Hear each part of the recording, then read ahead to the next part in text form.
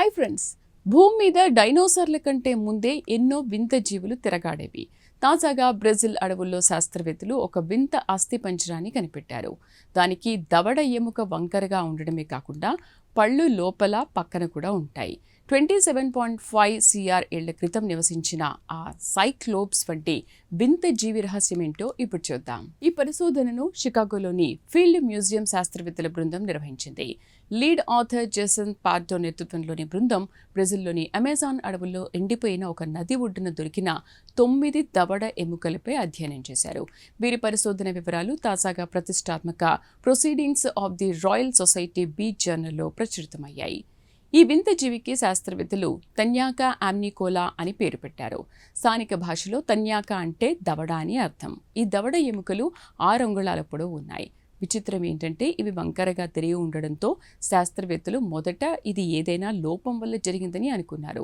కానీ దొరికిన 9 దవడలు కూడా ఒకేలా వంకరగా ఉండడంతో అది ఆ జీవి సహజ ఆకారం అని నిర్ధారించారు. తన్యాకా అనేది వెన్నుముక్క ఉన్న తొలి జీవుల జాతికి చెందినది. ఇది తన కాలంలోనే ఒక లివింగ్ ఫాసిల్ లాంటిదట.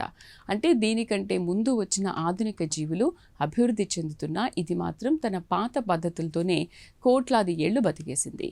అచ్చం మన కాలంలోని ప్లాటిసన్ లాగా ఇదొక వింతైన ప్రాచీన జీవి. తన్యాకా దవడ నిర్మాణం చాలా వింతగా ఉంటుంది. దీని పళ్ళు పైకి కాకుండా పక్కలకు తిరిగి ఉంటాయి. మరి ఇది ఆహారం ఎలా తినేది? దీని దవడ లోపల చిన్న పళ్ళు ఒక గ్రేటర్ లాగా వరుసగా ఉండేవి. పై దవడ కింది దవడ ఒకదానితో ఒకటి ర్యాపిడి చేస్తూ గడ్డిని ఆకులను పొడి చేసి తినేదని శాస్త్రవేత్తలు భావిస్తున్నారు. సాధారణంగా ఆ కాలం నాటి జీవులన్నీ మాంసాహారులని, కానీ తన్యాకా మాత్రం శాకాహారి అని ఈ పళ్ళే సాక్ష్యం చెబుతున్నాయి. మరి ఈ జీవి ఎలా ఉండేది? కేవలం దవడలు మాత్రమే దొరకడం వల్ల దీని పూర్తి రూపాన్ని శాస్త్రవేత్తలు ఇంకా చూడలేదు. కానీ ఇది చూడ్డానికి ఒక పొడవైన మూతి ఉన్న సాలమండర్ లాగా సుమారు 3 అడుగుల పొడవు ఉండేదని అంచనా వేస్తున్నారు. ఈ ఆవిష్కరణ వల్ల 27 కోట్ల ఏళ్ల క్రితం దక్షిణ అమెరికా, ఆఫ్రికా కలిసి ఉన్న కాలంలో జీవజాలం ఎలా ఉండేదో తెలుసుకోవడానికి ఒక కొత్త మార్గం దొరికింది.